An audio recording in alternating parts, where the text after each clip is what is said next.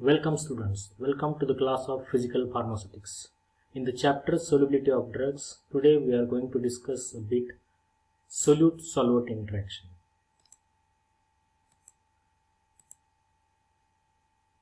In solute-solvent interactions, there are three types of interaction: solvent-solvent interaction, solute-solute interaction, and solvent-solute interaction. So in first step, the solvent molecules, although they are loosely bound, there is some energy required in step 1 that it should be moved away, so that space is formed in between, so that the solute coming between this solvent molecule to form a solution. So first step is that the solvent molecule should get separated, and there is requirement of some energy, that is delta H1. In second step, there is movement of solute particles.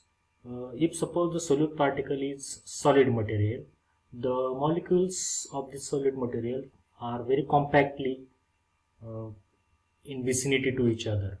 When energy is applied to them, they require some energy. So for example, delta H2 is the energy in step 2. If we apply that energy, then only the solute molecules will come apart.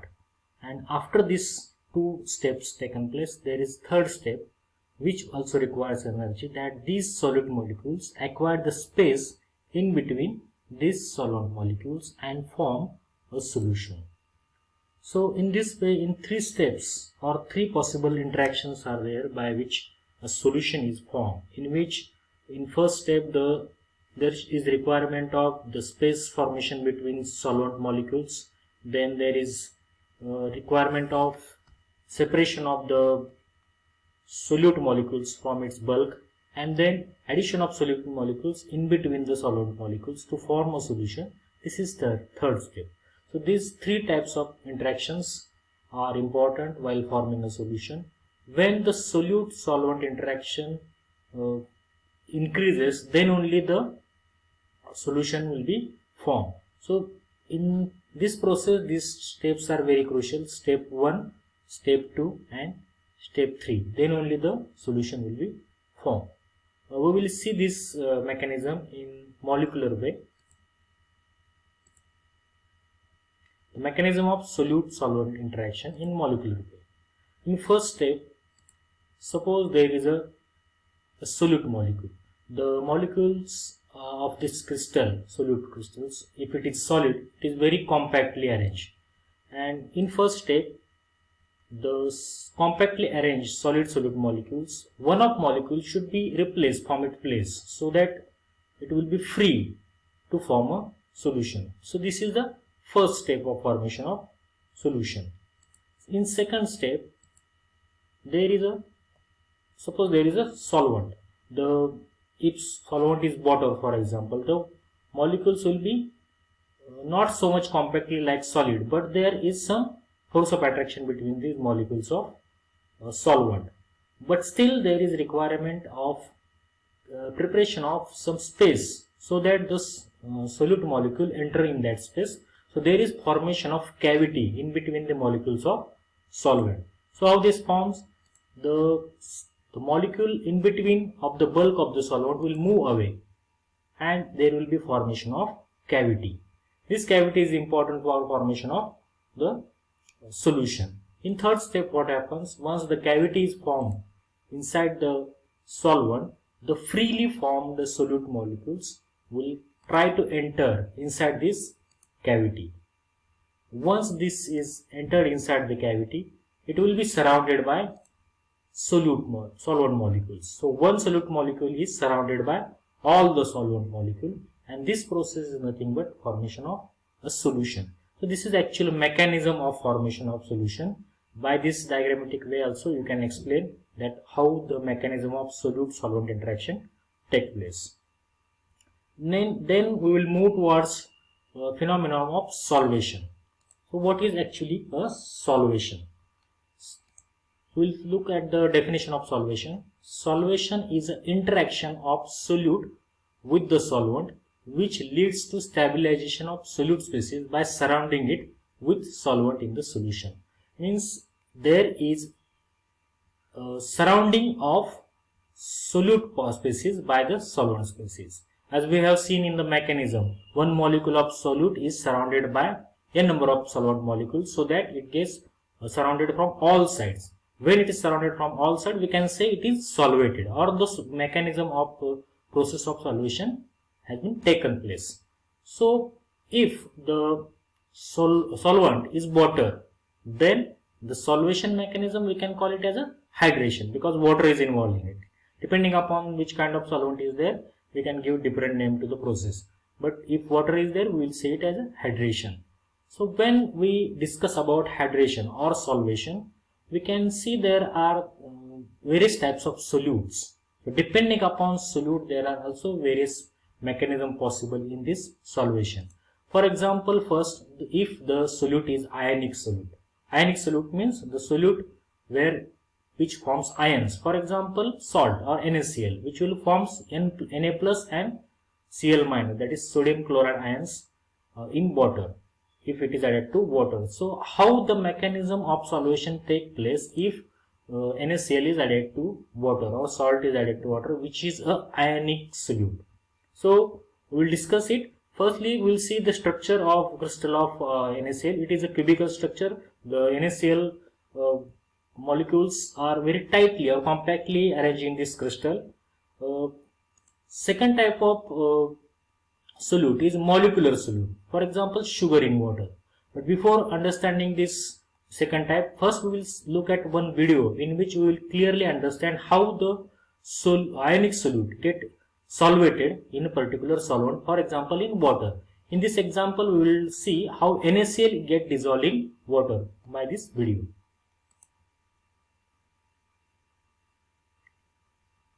So suppose we add salt in water.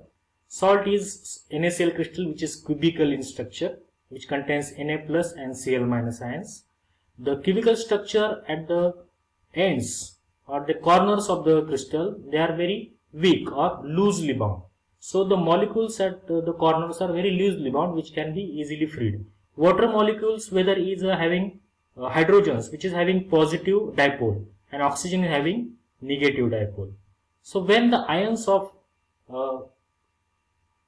when the salt is added to water, the water molecules get bombarded over the crystal of NaCl, and loosely bound corner molecules of NaCl get separated, and sodium is surrounded by negative charge oxygen molecules of water, and chlorine is surrounded by positively charged hydrogen atoms of the water molecule.